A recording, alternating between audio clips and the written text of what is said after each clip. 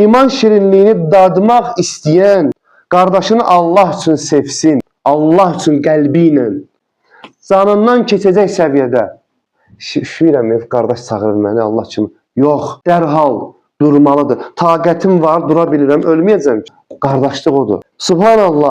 Yaxşı, qardaşı, yəni səni incitməyən, səninlə anlaşan birisini sevmək çox asandır. Allah üçün sevmək isə o deməkdir ki, Allahım, sən bilirsən ki, qəlbim ondan qırılıb. Amma sənin üçün Peyğəmbərimizin sallallahu aleyhi ve sellemin qardaş olun, biri-birinizə kim bəsləməyin buyurduğunu örnək tutaraq, daxilən mənə ağır olsa da, nəfsimə çətin gəlsə də, sənin rizan üçün bunu edirəm. Subhanallah, o anda Allah yanında sənin dərəcən yüksəlməz. Belə etsən, nəfsini sındırmış olmarsan, Resulullah sallallahu aleyhi ve sellemin sözünü həyata keçirmiş olursan.